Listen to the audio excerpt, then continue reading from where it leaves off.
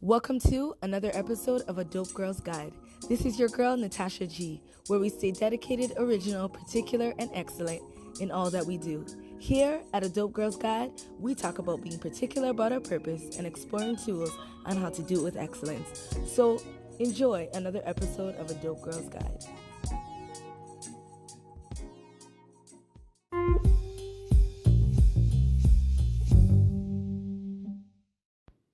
Hey y'all, it's your girl back at it again. I am so excited for this next episode of A Dope Girl's Guide. It's our last episode in our marathon series. We have a guest, Hollywood Jade, which is a phenomenal friend of mine, choreographer and artistic director. I'm so excited because immediately when I thought about this marathon series, he was someone that came to mind because I know he's been pursuing his dance career for a while, and he's someone that can actually speak to the journey of progression. And there's so much amazing things happening for him right now in the industry, in his career. And this episode, we had such an extensive discussion where we dropped gems and jewels, and just listening and overhearing it, I just learned so much about him and myself and how to continue this journey. And I hope it's encouraging for you all as well. Don't forget to check me out on my Instagram at NatashaSim_GR. Leave me a message. Check me out on our Instagram as well at a Dope Girls Guide podcast, as well as our YouTube.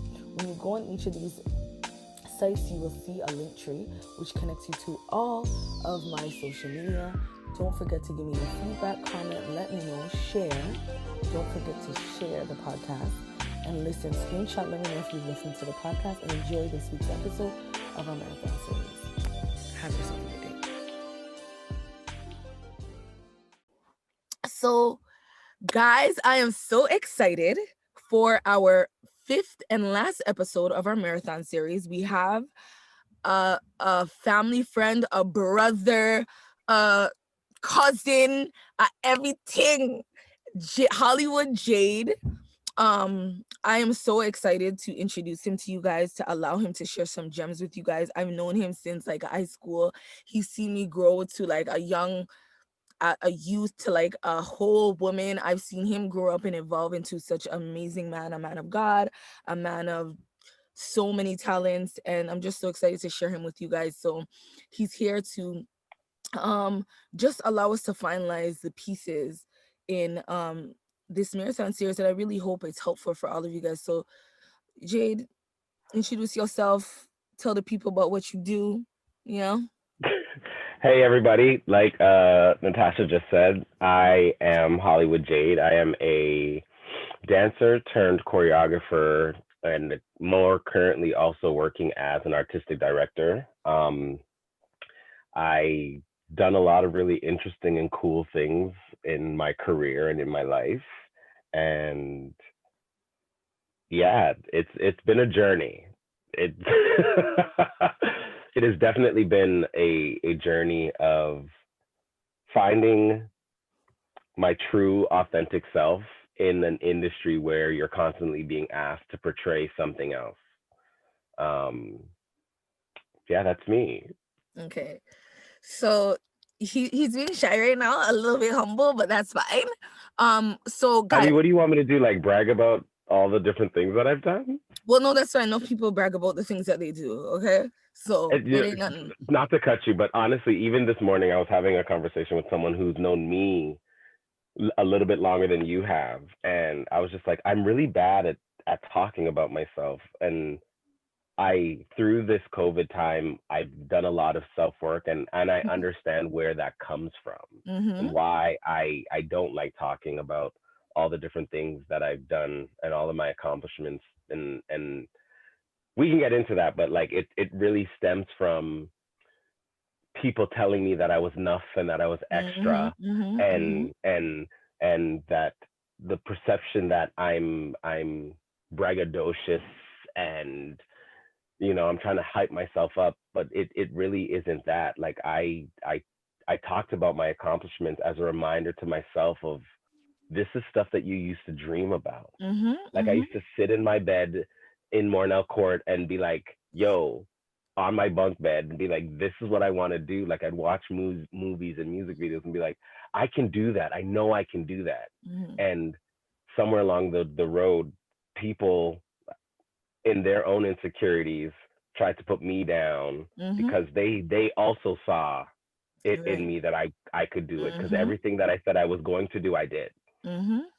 And that threatened a lot of people. Right. So in order to make themselves feel better and to slow me down, Mm-hmm. they started planting these seeds of doubt about the integrity of where me talking about my accomplishments came from. Mm-hmm. Mm-hmm. I've Now, been I working, mean, girl. pardon me, what'd you say?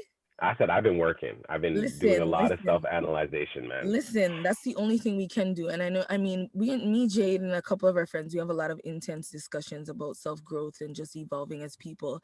And you mentioning this idea that people around you were, they saw that in you, but because they saw that in you, it threatened something within them. I really want to Hmm. elaborate and talk a little bit about that. I think we're going to go a bit backwards, but around um, in terms of our storyline. Like, I wanted you to share a little bit about like where you began and like the work that you used to do, but it's that's fine, we'll get into that. But I No, really we can want go to talk. back. I just Yeah. We can go back. We can go Hmm. back because I this is your thing, so I want to do it your way. But I just wanted to start by saying that because I've been being really obedient to Hmm. my spirit, and Hmm. my spirit was like, "You need to say this now, or you're gonna forget." Right. No, but that's what I'm saying. It's so important for us to talk about. It's fine. I want to talk about that piece and why it was important for you to identify that even at this age, that that's what people were doing. Because I'm sure when you were younger, you didn't realize that. You were just like, okay, these are people around me that are saying this thing. Like, it must be true. Like, all these people are Exactly. saying this. How do I navigate? Because this is just really who I am. Like, this is my gifting. And so Hmm. why I'm talking about that is because, you know, if you guys all listened to my episode last week, which was about self care, I talked about this idea of support and why it's important that your self talk matches up with the people that you're around, and why that was important and how far could you have been. I mean, I don't want to look back and be like, oh, you're not where you should have been, but how did that hinder you in terms of, you know, getting the opportunities or feeling like you're worth it to try out for different things because of what people were saying to you, you know? How did that affect Yeah. you? Well, I can answer that and go back to the beginning because Mhm. those two actually sort of like coincide. I recently been having a lot of conversations with like a lot of younger artists. I think mentorship is a super important part about not about like I think mentorship is a super important role as a leader and as somebody who has influence, and not really having too many people that I could go to made it difficult. Mm. Um, when I started really pursuing dance, first of all, dance is something that I've always done. Like from a kid, it's the most consistent thing that has existed in my life. I moved around a lot as a child. I was between Alberta and Toronto. Then I went back to Alberta. Then I finally moved to Toronto permanently in like the fifth or sixth grade.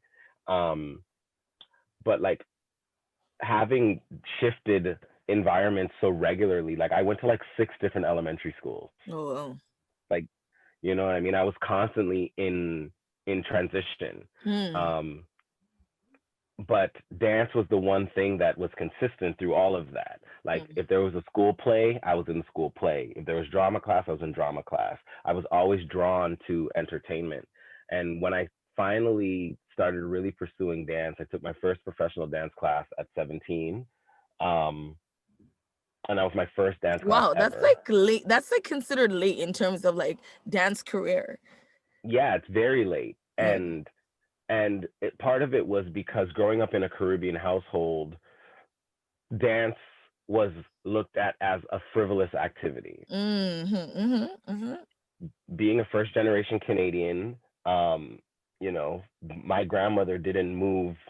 She didn't go up on the plane and come to Canada for you Mhm. Mhm. for one dance up and jiggle up Mhm. yourself. Mhm. Mhm. Okay, guys, I don't want to dance up and jiggle up myself. Like we all sit down and watch these movies together. What they're doing is what I want to do. Right. Right. But I think the reality of it, they didn't understand. Like nobody got how I was going to make this happen. I didn't Mhm. even get how I was going to make it happen. Right. And then when I graduated from high school, um, I didn't get into the musical theater program that I wanted to. And me and my mom had a conversation. She said, "Okay, you can try this dance thing for a year."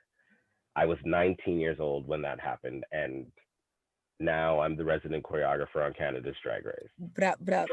Big up, big up.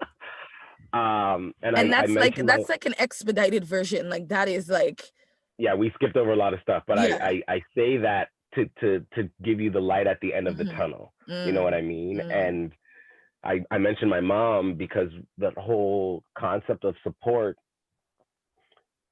she was always supportive of me. Like Mm. there's never been a venture or anything that I've ever wanted to do that my mom was like, no, you can't do that. Down to like wanting to get my eyebrow pierced. She's like, well, you're 18 now, you can do whatever you want, whether she liked it or not. You know, Mm. my mom was always very supportive, and her support and her belief in me and her acceptance of me wanting to do this thing that everybody else looked at like this huge negative really gave me a huge like boost of confidence to be like, okay, this is possible. I can do this because my ace one is riding for me. So Mm-hmm. Mm-hmm. bun everybody else. Mm-hmm. Um, I say that, but there was still a lot of adversity that I faced. And I'd be remiss not to talk about the fact that a lot of my family and immediate circle, again being very Caribbean, viewed me wanting to be a dancer as a direct correlation to my sexuality. Right, right. Almost like almost like dance was the gateway drug to Mm-hmm. me Mm-hmm. accepting who I was. Right. um and I want to on the record say, guys, that is not the case. Mm. Like dance did not trigger something inside of me. In fact, I was that seed of of whatever that was something that I discovered way before I even tried to pursue dance Right. professionally, you know, and I suppressed those feelings out of fear. You know, we hear the rhetoric and we hear all of the this is this and this is that and we, I grew up hearing all of that, you know, and I know now in hindsight a lot of these things that were said directly in front of me on purpose to be a Mm-hmm. hindrance to Wow. me acting on what behaviors that they saw in Mm-hmm. me or mannerisms that they saw that they equated to homosexuality. Mm-hmm. Mm-hmm. It's it that was a struggle in itself. Like imagine being 18, 19 and trying to come into your full self, knowing that your full self career wise isn't going to be accepted, personally isn't going to be Mm-hmm. Mm-hmm. accepted. You know, like there was a lot of internal struggle that I went through, which I think hindered my growth as an artist because I couldn't fully be myself. I couldn't operate in the fullness of I couldn't operate in the fullness of my gift because I was suppressing so much of my gift, Right. trying to conceal my sexuality. Mm-hmm. Mm-hmm. And Um, like you were told that it had to do with that. You were told that that was the connection piece, but in reality, it's not. In reality, it had nothing to do with it. That was just a gift you were born with, and then there was this other personal part of you. But people made that connection right. on their own, you know? And so I can only imagine how frustrating, how like just the battle, you know? Listen, and the battle continued for a long Mm. time. Like even once I got into the industry, like I met that same summer I decided I was going to dance. I met one of my first mentors in dance, and she took me under her wing and embraced me, and I was like, I finally found a home and this, that, and the third. And then there would be jobs that would come up. I'm in her company and there'd be jobs that would come up and I wouldn't get casted for the job.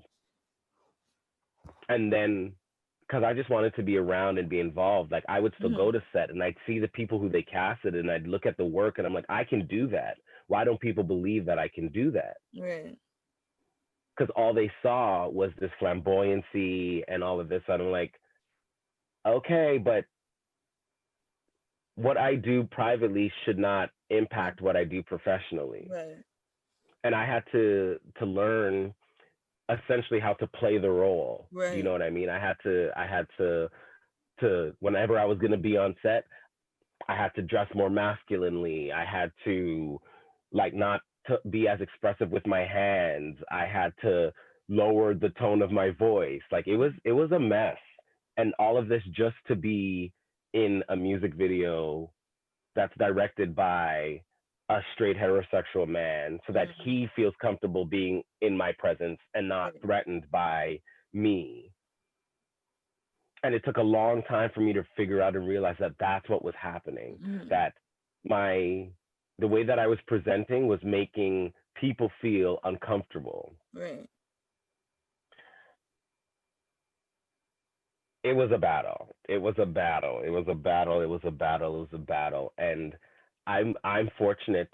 Well, people in my generation, I think, we really helped push the needle and the energy forward in terms of the outside world being accepting of queer men and women being able to come in and still facilitate a job that where the job description wasn't queer. Right. You know what I mean? So I Um, like just hearing you talk, I'm thinking, how do you still separate the two, like, because there is a separation, and why it's important for there to be a separation is because I feel like there's three battles that you face, right? Which is mhm, your background in terms of the Caribbean idea of, it's not academia you were pursuing, you're pursuing an arts that's frivolous. They don't want to hear you being a they don't want to hear, like, our parents don't want to hear, I just want to do my own business. Now they do, because like you're entrepreneur, like entrepreneurs are something that's well known now. They're making money. So you're right. caught with the, West Indian background. The very taboo topic of dance in and of itself is like generally feminine, and then you as a male want to do it. And then Mhm. this idea that um just dance in and of itself is something feminine. How do you speak to a young man who's like doesn't relate with that, the sexuality part of it? Like, it's important to make that separation and continue to, Right. yeah, like, I get what yeah, you're saying. yeah. I think and what I was saying about the like even the circle of friends that I had, we were really brazen. Like Mm-hmm, I mean, I was out here in tight pants and MAC lip mm-hmm, gloss with really thin eyebrows, and I would go to the dance hall party like this, and mm-hmm, I'd go to the mall like this, and I started showing up at family functions like this, and we were really defiant. We mm-hmm, were not the generation of DL men who had baby mothers but were jookie jamming boys on the side. Like we weren't that. We were like, this is what it's gonna be. We were very, very, very brazen.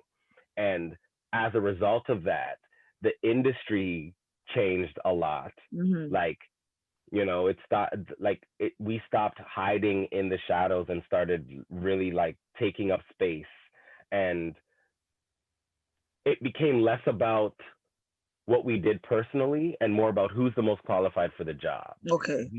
We forced that narrative forward. Right. So it wasn't about, yes, fine, I'm this that and the third behind the camera, but in front of the camera, if you need me to play this role, it's like acting, you know. I'll use Michelle Pfeiffer as an example. In the movie Hairspray, when we were doing Negro Day, Oh, you were in Hairspray? yes, Oh, okay. Okay. I and Hairspray was a huge turning point career wise for me because Hairspray, the movie with John Travolta, Queen Latifah, Michelle Pfeiffer, Nikki Blonsky, um, the cast was crazy, but it was a huge turning point in my career because I think that was when my family was like, This is real. oh, this is real. Mm, mm, My cousins would be at the hair salon going through hair magazines, and there's pictures of me in hair magazines beside Elijah Kelly mm, and Queen Latifah, and they're like, "Oh, okay, we get it now." I think part of them thought that like maybe I wanted to be a stripper or something, mm. which is weird because essentially all that I wanted to do was what I was doing with them from when I was a kid. Like we used to make music Right. videos Like we used to make music videos and I was always the choreographer. I was like, okay, we're going to do this move and this move and this move and this move. And at this point, you're going to turn and look at the camera and cry. Or you can't cry. Okay. So when you turn your back, we're going to drip water on your face. Like I was like a full director, just 11 years old directing family music videos. That's funny. But yeah, I think that's what made it real for them. And they're like, oh, okay, we get it and we understand it. And but Michelle Pfeiffer in the movie, there's a scene where she's saying really vile things to us and like, you guys are only good to be like lawn jockeys and da da da da da. And it's in the script. And between each take, she would turn to each one of us and apologize. She's like, guys, I'm so sorry. Oh, wow. I'm so sorry. I'm so sorry. I'm so sorry. And I'm like, it's acting. This is a role that you've been hired to play. And as a dancer, it's the same thing. This is a role that I've been hired to play. You need me to grab up the girl's waist and bubble her. I was grabbing up girls' waist and bubbling them from I was like 7 years old. It's not unfamiliar to me, but a lot of people couldn't see past the thin eyebrows, the MAC lip gloss, and my bent wrist.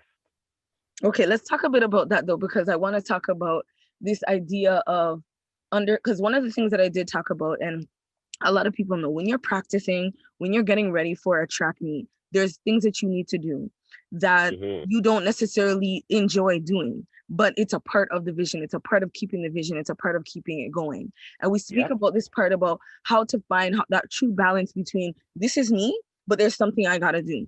Like I don't want to practice. I don't want to go to an hour practice. I don't want to run up this big steep hill. I just want to like cuss off my coach because I don't want to do this. I don't want to wake up at 5 a.m. and go run and do the training that's necessary, but there's certain things I need to do. So you mentioned that you were the one that was able to, like, your generation was like the one that was able to say, like, this is like what we're here to do. Like, we're here to actually do dance. Like, forget about the personal part of me, And so I spoke about this idea of like how to make that separation. I would say is like really being able to show up and do what you need to do, regardless of like everything's not gonna feel good. And I know we're in a generation of people that's like, listen, it's about accepting me. Like, listen, this is just who I am. You have to accept me. It's like, no, you're here to do a job. I'm paying you. I don't care about your personal life. I don't care about your personal story. Like, people don't care about that.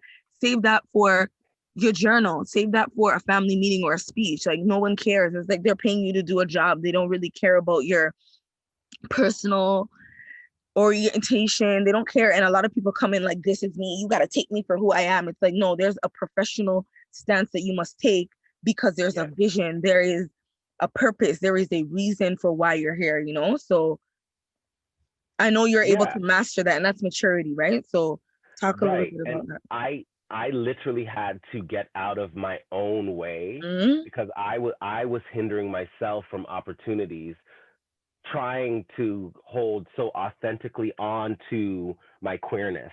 And I say this, and I know some people might not understand it, but like there's a balance to life. Yes. Do you know what I'm saying? And I wasn't living a balanced life. Part of that was because I finally accepted myself wholeheartedly, and I wasn't trying to compromise that for anybody. But I look at it like, when you show up to work, if you work in an office, if you're the receptionist, your job is to answer the phone, greet whoever comes in, and that's your job. Period. Okay.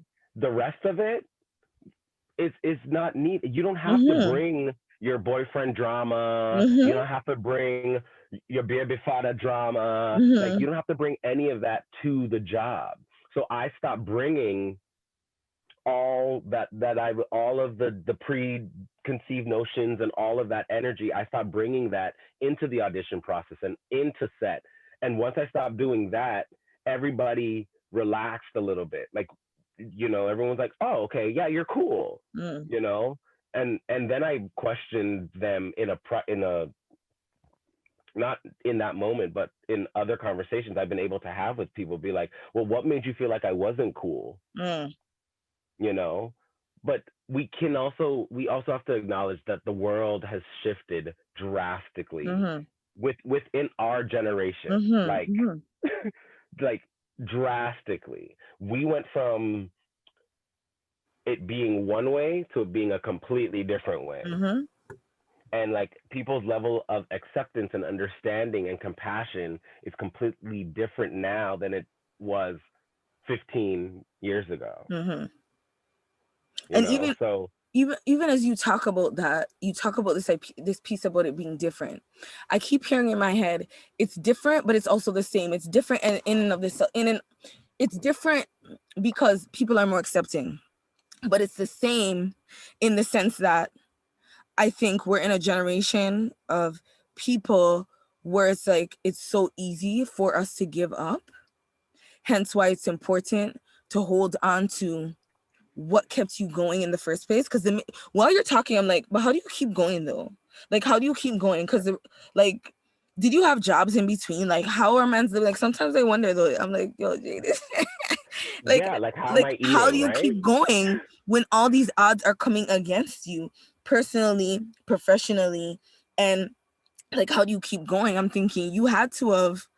I don't know what was you like. How do you keep going?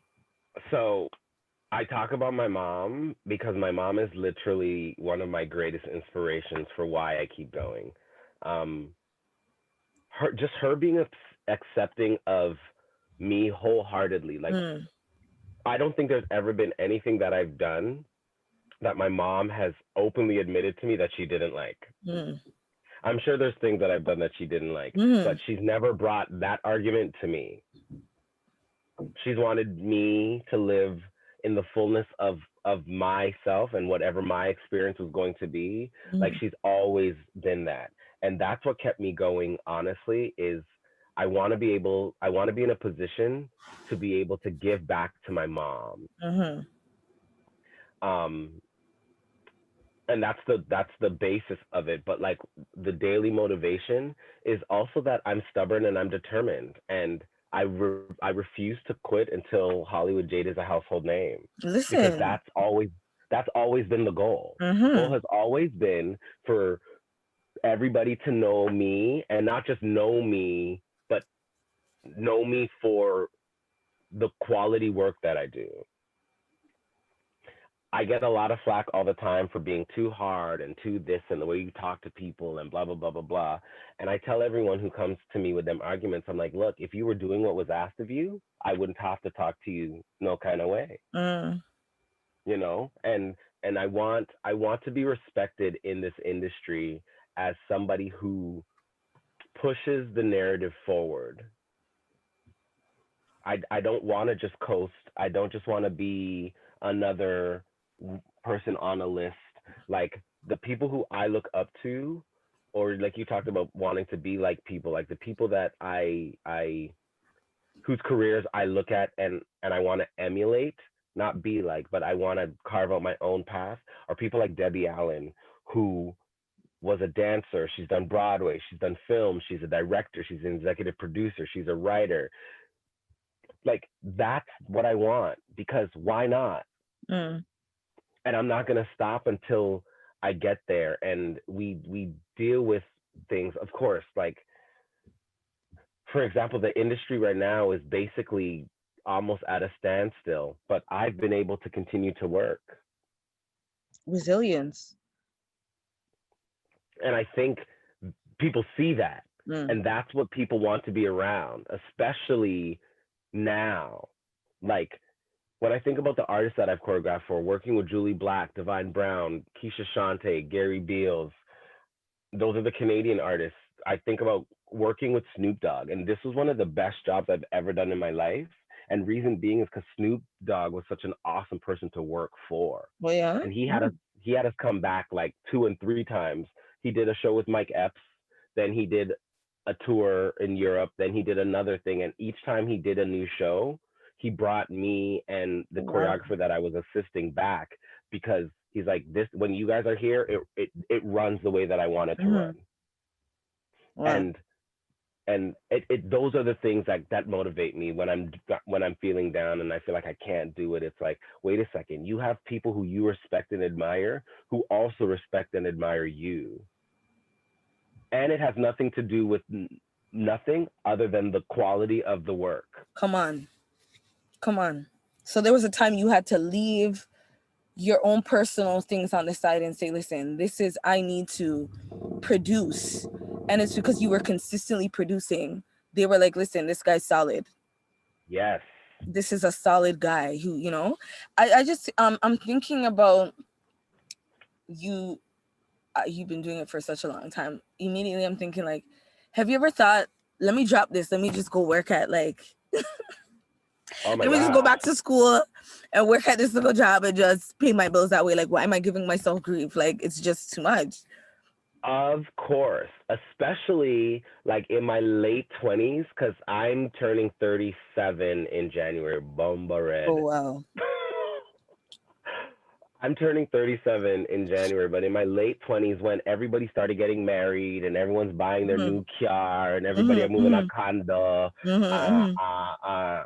and I'm here like, do I have money to go grocery shopping? Wow. Wow. And I know like people see the drag race and they see the hairspray and They're like, the man Rihanna just came out. videos. Right. They think that it's always been that way, but no, there have been times where my rent was late and I have to go to the landlady and be like, look, girl, I'm good for it. I'm gonna just need a day or two. Mm-hmm. And that's the nature of the business. And I think if you can soldier through that, you'll be all right. And I even taking it into a biblical context, it's like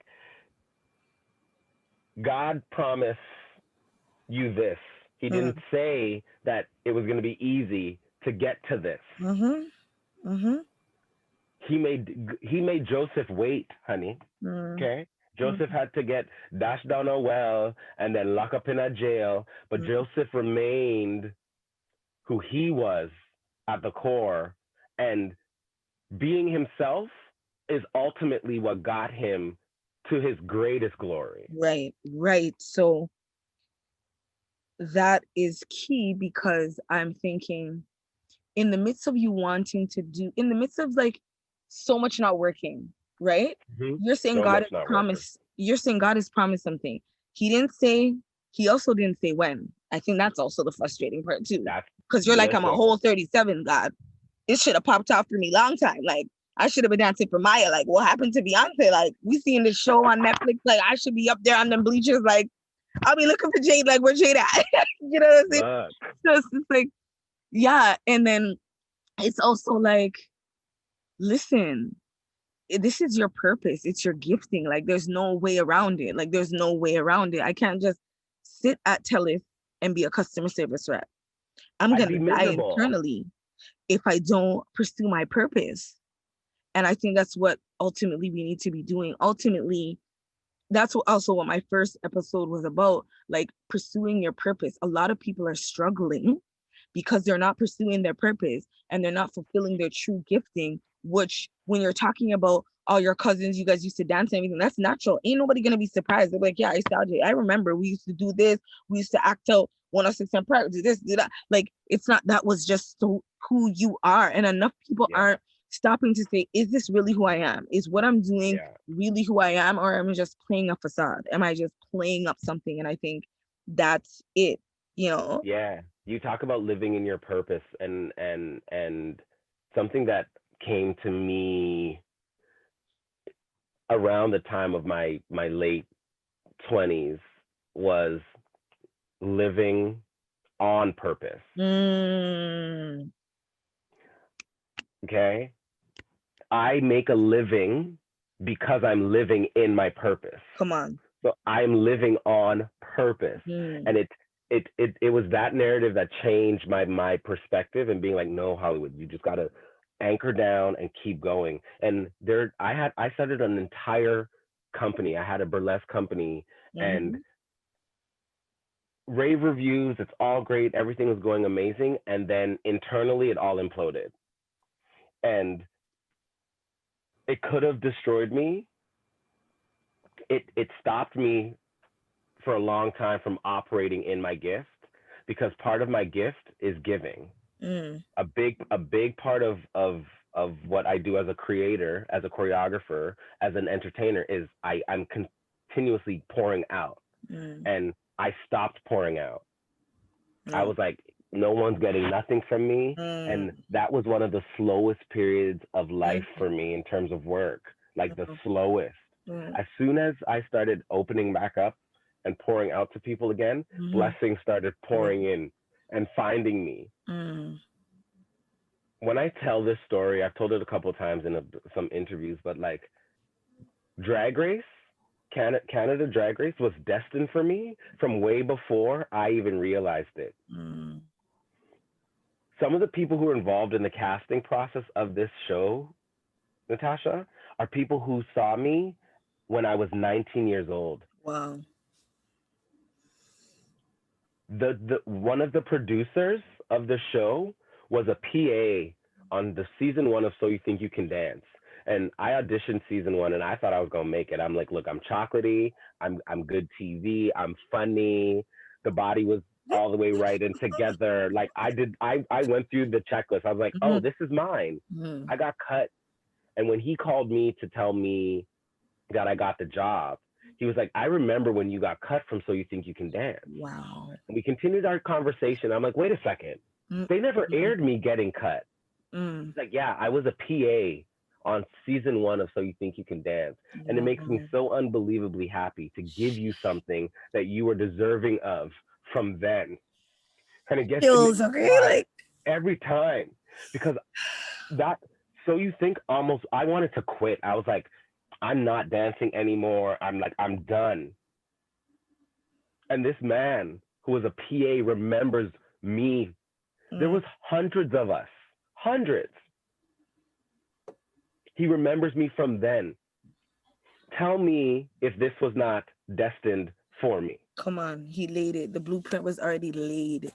And I think about it, like when you were 18, 19, you probably were thinking like, wow, how much years that passed? You're like literally, God, you forsaken me. Why am I doing this thing? And it's like this it's already laid out, you know, like you just have to trust. Yeah, trust yourself. And that's been hard for me. It was hard for me to trust myself because the version of me that I wanted to trust, everybody told me was no good. Right.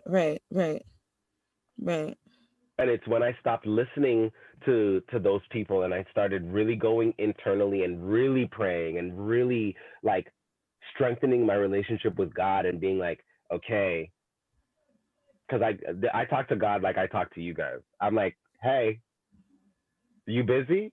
No, you good? All right. So, but because that's the type of relationship that I needed to have in order for me to stay in my faith. Because if I didn't have that type of relationship, I would have wavered a long time ago. Yeah. So it took a lot. It took a lot, but and in particularly this year, he showed me, if you trust me, if you just continue to trust me, I'm going to continue to order your steps. And there's things that you think you are deserving of now that you ain't ready for. Because you know me, the ego of Hollywood Jade was very, very, very large. Okay? Very large. If I had made it on... Can you imagine being like 19, 20, doing what you're doing now? Like maturely. Can you imagine? Like you would be like a canon. Like they'd be like... Yeah. Even when I moved to LA, it was funny. Like I after Hairspray, I saved all my money and I'm like, I'm moving to LA. Because I had all these connections with all of the American choreographers, and my mentor had moved to LA and was going to bring me into the agency. I moved out there at 22 and I was like, I hate it here. I didn't like it. I felt so much unrest. I felt... And again, my faith was really, really, really strong then. And it's like, I could feel all of the demonic spirits lurking around me. And I would tell,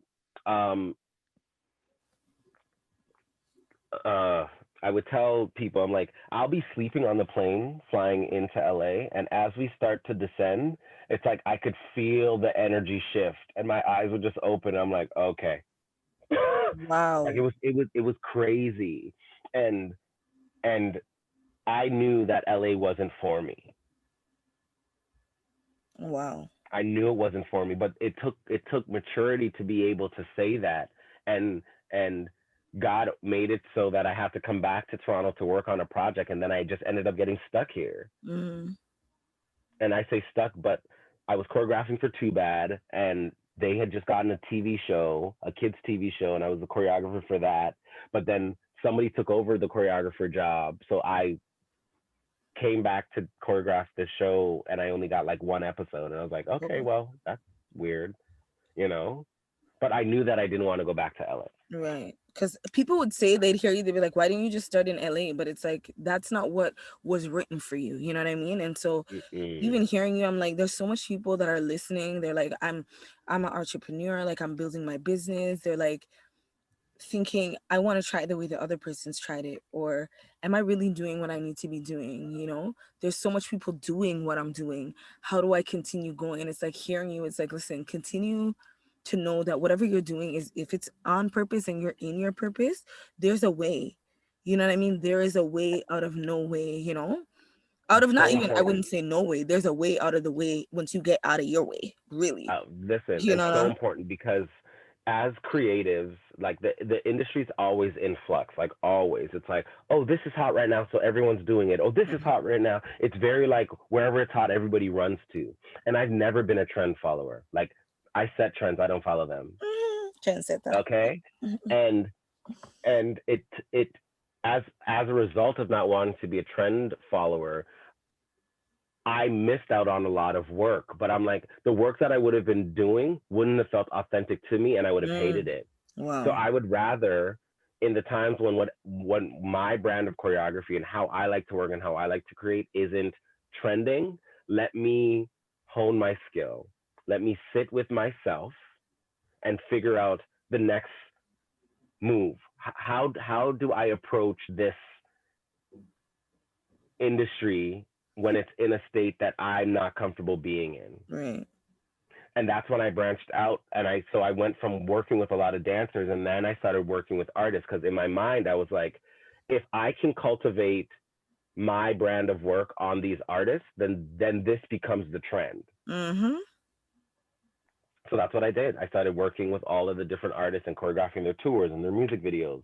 And in doing that, I was able to also be a blessing to a lot of younger dancers Mm. and help start their careers and get them on a path. And me being their first example of the industry has been amazing, because there's a clear there's a clear divide in the talent that I hire and Mm. the talent that other people hire. Okay. Yeah. And what's that?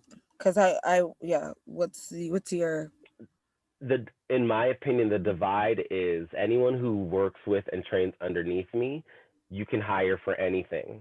yes, versatility? Mm. Yes. Mm. And humility, Mm. and because that's where I operate from. I'm Yes, like, that's where you came from. Yeah, it's you. yeah.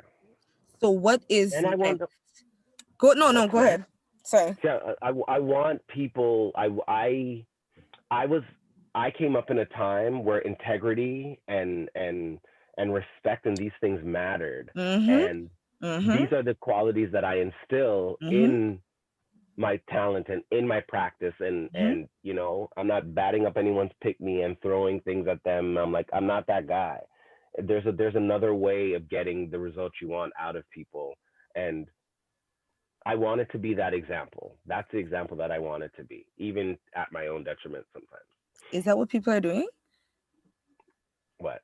Like you said, batting up people's pitney and Yeah, like some people are not nice. Like some people are really really mean, and they talk down to people and they treat them like they're less than. And I grew up in an environment where sometimes that was the tactic that was used to motivate us, and mm, I always believed there was a better way. right, And once I became the leader, the choreographer, I'm like, this is the way that I want to do it. right. And it doesn't always work out. Some Mm-hmm. people take your Yeah. kindness for weakness Oh and yeah. want to treat you like he's that idiot. But those people are just no longer on the list. You're like, I've been here. I don't know who you trying to fool. I've been here, honey. Come on. So before I started cut you off earlier, I was saying, so like, what's next for you? What can we Oh, man. look forward to in terms of your?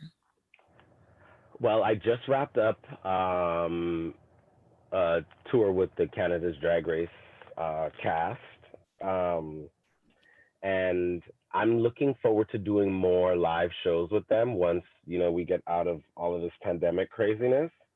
I really want to take what I do as a creative and as an artistic director and start putting it on stages for people to see. I want to continue to produce shows with Urban S because I relaunched it 2 years ago and it's going great. And then we got hit with this pandemic. Like we did our first full length show in February, Valentine's weekend, and then a month later we got locked up in COVID. So Crazy. looking forward to doing more of that. I want to in this time too. I've really started honing my skills as like a host uh, with my podcast, Hollywood Host, Mm-hmm. and doing other podcasts for people and having people reach out to me and be like, hey, we want you to host this thing. So I host a monthly show for Pride Toronto on Black, queer, and trans excellence. Each month we Okay. feature a different artist. Uh, I want to do more TV stuff. Okay. I like that medium. I think with the goal being Hollywood Jade becoming a household name, it's important that I Mm-hmm. continue to operate in that realm because it's it's a good realm and it fits me. Like it fits me. It's a quick turnaround. We're in and out, and I'm efficient with things like that. So Well, I yeah, look that's forward what's to it. next. I really look forward to it. Even as you're saying household name, like while you were talking, I'm thinking this guy has a story. And I'm thinking I know people personally, like young girls personally, not so much male dancers, but I know young girls personally who want to pursue dance, maybe not from a choreography or like a professional standpoint, but I Hmm. see where they struggle with some things. And like this idea of mentorship is important. And I do believe like you should be I know you're not object you don't object to it, but you should be open to that. And maybe there's an opportunity for you where like young people can tap in and be able to glean from someone who's done it all. Like, listen, you're gonna have people who don't like you, because I know a couple of young people who are like, people don't like me here, I just don't want to do it. And it's like, or they have the gifting, but they have so much opposition, they're like, I don't want to do it anymore. And it's like, but that should be fueling you, that should be causing you to continue to go, and so See, but mentorship is we important. Yeah. come from that generation where people told us we couldn't do things. We're like, Mhm. oh yeah, we're gonna show you. Right, And right. and I think the hardest thing for me with mentorship is that I can be very hard. I Mm, can, but I'm hard because life was hard for me, mm, and I used that adversity right. and manifested it into positivity. Right. Like I didn't allow anybody to take. Sorry, that's not true. For a long time, I allowed other people to hold the pen and write So you my can relate. story. No, that's good though. You could relate to this idea that the opinions of others can determine you could determine your destiny somewhat if you don't take control, you know? Yeah, I allowed it for a long time, and once I let go of that, now I guard the pen with the story of my life with every fiber of my being. And anybody who speaks contrary to what I believe Mm-hmm. and know to be true, as somebody who sits with himself and reflects Yeah. and prays and meditates and and and and and has done the work, anyone who comes with a narrative that's contrary to what is actual truth versus their perception of me Mm-hmm. because of whatever their experience is, Mm-hmm. I I shut it down with That's the good. quickness. That's good. That's good. I like that, because in other words, you're saying you have to have an idea of truth about yourself. And until you do, nothing else really matters. Nothing. And that's what's hard about mentoring people now is like they're Mhm. so sensitive. Everyone is so Yes. sensitive. I'm like, guys, get out of your feelings. Everything is not a personal attack.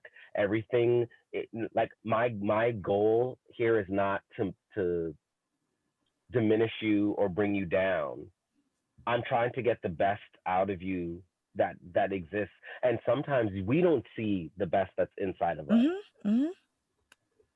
It took other people looking at me and being like, "No, Hollywood, you're the one. You understand. You get it." It took other people saying that for me to walk away and sit with it and be like, "Wait a second. If I'm so quick to believe the people who say you're this, you're this, you're this, Mm-hmm. you're this, you're this, why is it so hard for me to believe when people are like, no, Hollywood, but Yes. you're Yep. this, and you're this?" Yep. And I had to take both sides of it and figure out where I fit Right. in to all of it. Because there's definitely going to be some truth Mm-hmm. to, you know, That's good. the Balance. the negative sides of it, the things that you don't necessarily want to hear. But you got to look at who's saying it, where they're coming from, and their experience. Mm. Balance, really. Balance, honey. Mm. Mm. So Well, you really shared some gems today, and I really want to thank you. Because I know you're like popular and stuff, and thanks for just making time. And I called Jade and I'm like, listen, can you just do this thing for me? Connect. And Jade was like, listen, you don't even have to explain, it's what it is. I'm there. And I'm so I'm glad like, I tell got me him what before day. Beyonce. So I'm good. I was literally talking to somebody about it the other day. I'm like, there's 3 songs that I want to choreograph. Like, if and when the opportunity comes to choreograph for Beyonce, it's one of the 3 songs that I want to do. Like, and I went through my list, but I either want to do Schooling Life, Green Light, or Freakum Dress. Those are the 3 songs. Okay. The rest of Well, it, I don't need. I want to do one of those 3. here we are. Here we are writing our own story. But let's just say, God, you have your way, because He might have something bigger. You never know, right? Facts. So yeah. Facts. I'm ready. I am completely locked in to God's timing and his journey. Like, even with this tour, we started the tour in Calgary. We had a week off and we were supposed to go to Montreal. I flew to Montreal only to find out that the other dancer on the tour had COVID. Oh. And because I was in an Uber with him for 10 minutes, 10, they were like, "No, we got to send you home until you get your test results back." Oh wow. So in the middle of the tour, I missed 2 of the tour dates. The tour that I'm choreographing and dancing on, I missed 2 of the tour dates. Before, I would have been angry. I would have kicked up all sorts of dust. I came home and I slept and I rested. Like you took that sheet over and you were like, God, you got a plan, because I'm like, and I'm gonna just operate in your space and Yeah. in your time. Right. And as a result of that, I was able to then go back and close the tour. Mm. He just shows up, man. And if you Look if at you it. pay attention, he keeps revealing himself to you. You just Mm. got to pay attention, and you got to be diligent, and you got to you have to be able to sit with yourself and be uncomfortable in order for him to shift things and move things out of your way. Yes. Yes. Listen, this was a whole sermon. I wasn't even expecting a whole sermon slash Bible study, but there you have it, people.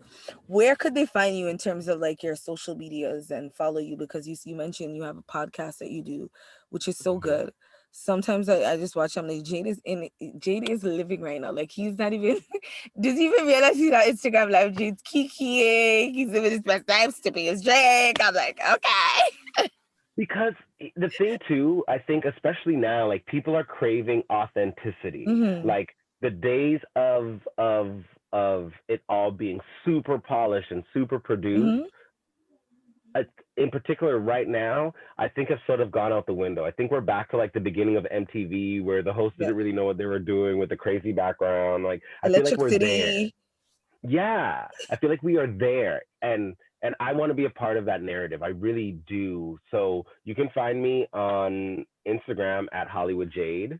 On Facebook, it's Jade Anderson because they started asking people for their government names. And don't follow me on Twitter because it's all smut. I hear you. I'm not on Twitter either. So thank you so much. And even as you mentioned,